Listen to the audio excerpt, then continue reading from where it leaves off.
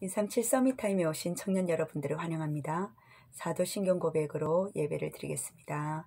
전능하사 천지를 만드신 하나님 아버지를 내가 믿사오며 그 외아들 우리 주 예수 그리스도를 믿사오니 이는 성령으로 잉태하사 동정녀 마리아에게 나시고 본디오 빌라도에게 고난을 받으사 십자가에 못 박혀 죽으시고 장사한 지 사흘 만에 죽은 자 가운데서 다시 살아나시며 하늘에 오르사 전능하신 하나님 우편에 앉아 계시다가 저리로서 산자와 죽은 자를 심판하러 오시리라. 성령을 믿사오며 거룩한 공예와 성도가 서로 교통하는 것과 죄를 사하여 주시는 것과 몸이 다시 사는 것과 영원히 사는 것을 믿사옵나이다. 아멘. 이번 주 본교회 강단 말씀과 청년부 말씀이 온전한 헌신에 대해서 말씀을 주셨어요. 하나님께서 이스라엘 백성들에게 요구한 것은요, 언약궤를 앞세우라고 말씀을 하셨습니다. 그리고 방법은 침묵하고 성주의를 돌래요. 사실상 이 방법이 위험한 방법일 수 있어요. 그 당시에 여리고성이 7, 8m 높이였는데 만약 화살로 공격하거나 돌을 던졌으면 어떻게 되겠습니까? 가속도로가 붙어서 엄청난 피해가 일어나겠죠. 그리고 그 방법을 봤었을 때 좀 우스꽝스러운 전략이지 않습니까? 그냥 도로래요.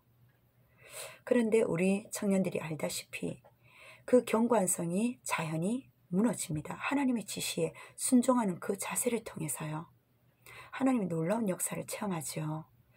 우리 청년들이 그런 하나님의 역사를 체험할 수 있는 그 방법은요, 하나님의 말씀에 순종하는 자세입니다. 한치 어긋남 없이. 세상이 또한 직장 현장이 그들의 방법으로 더욱 튼튼하게 하지만은요, 하나님의 정하신 때가 차기까지 인내하고 순종했을 때 그 기다림 속에 하나님의 권능, 초자연적인 역사를 통해서 어떻게 됩니까? 여리고성은 함락되었다는 사실이에요. 우리에게 주신 온전한 예배를 드릴 때 생명적인 그 헌신을 통해서요, 237 5천 미 전도 종족이 정말 이들을 살릴 수 있는 방법은 어떤 게 있겠습니까? 언약궤를 붙잡고 기도로 도우는 겁니다. 그럼 시간과 공간을 초월하시는 하나님께서 우리와 상관없다, 우리와 상관이 있다, 그것을 떠나서 237이 내 마음속에, 내 가슴 속에 당겨지면서 하나님 나의 주위의 환경들을 차근차근 분석할 수 있는 힘을 주실 거예요. 그리고 후대를 살리는 응답이 나의 업과 연결되어서 이루어갈 겁니다. 그를 통해서 온전한 예배가 바로 7일 현장 속에 그 당시 여리고성의 그 벽 둘레를 보면은요, 한 3시간 정도, 7바퀴 3시간 정도 걸렸다 하거든요.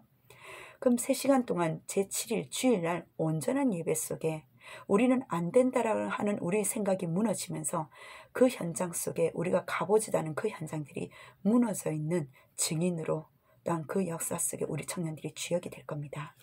매일 예배 6일 동안의 현장 속에 그 예배 정시 예배를 통해서 주일 집중하여 예배 속에 어떠한 원네스의 역사가 응답이 일어날지 말씀으로 확인했으면 좋겠어요. 두 번째는 온전한 믿음을 회복해라. 생명건 헌신.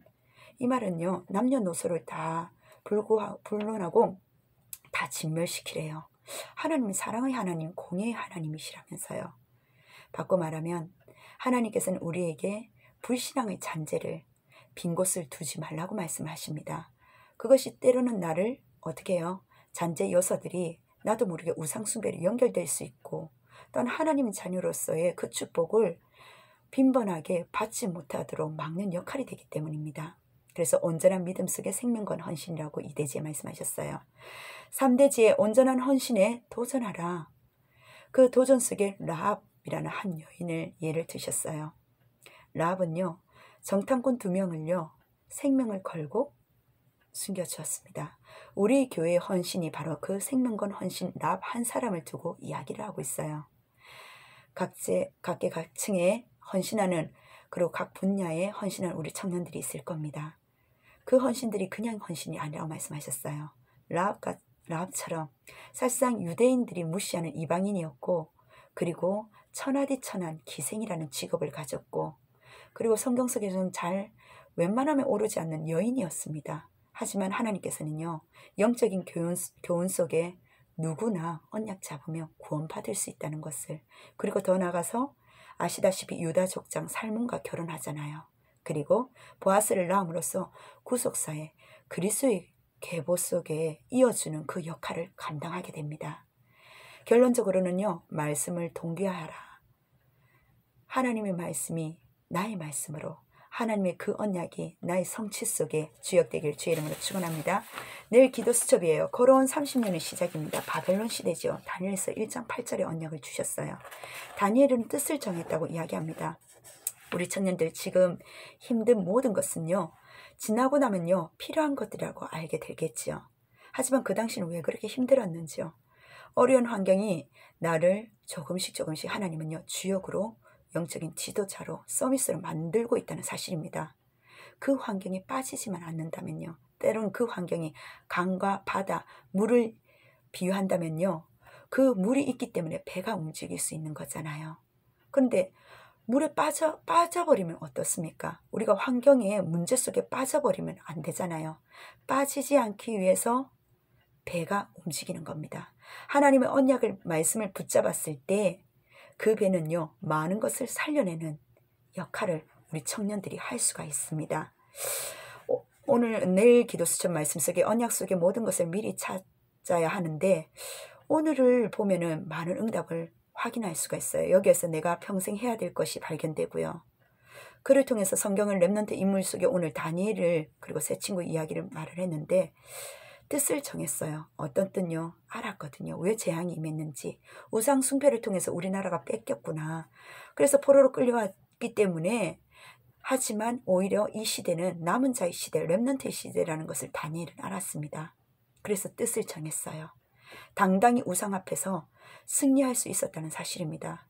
오늘 우리 청년들은요, 우리 현장 속에 한탄하고 그리고 여러 가지 힘들어하지 마시고 언약 안에서 뜻을 정하게 될 때 모든 것은 기회가 된다는 사실이에요. 뜻을 정하여 걸어가는 우리 청년들에게 그 여정에는 많은 사건들이 생길 수도 있습니다. 하지만 그 사건을 속지만 않으면 돼요. 죽음의 위기에 처했을 때도, 큰 사건 가운데 있었을 때도 어떻다고요? 오히려 시대를 움직이는 기도 속에 다니엘은 있었습니다. 우리 청년들이 바로 그러한 청년들이에요.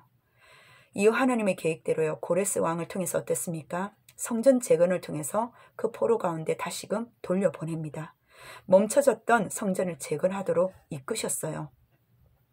눈에 보이는 환경을 언약 속에서 미리 보는 시작으로 그 삶도록 뜻을 정한 한 명의 우리 청년이 함께 가는 그 청년의 주역 속에 하나님의 심부름을 하는 주역으로 세우셨다는 사실입니다. 이 시대의 역사는요, 지금 하나님이 이끌고 계셔요. 우리 청년들이 이 축복 속에 나의 정체성과 하나님 주신 30년의 시작, 다니엘은요 바벨론 시대입니다. 우리는 팬데믹 시대예요. 별반은 다를 거 없습니다.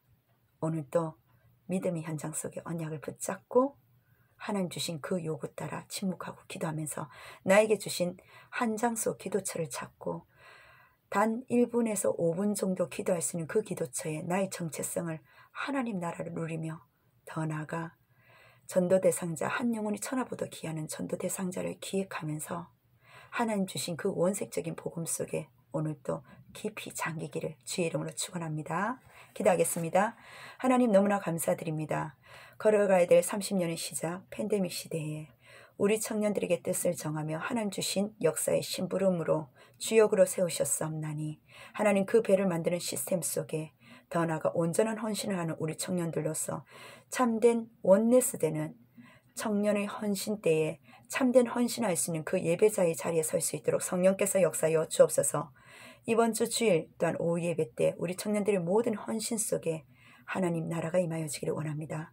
감사드리며 살아계신 예수 그리스도 이름으로 기도드립니다. 아멘. 감사합니다.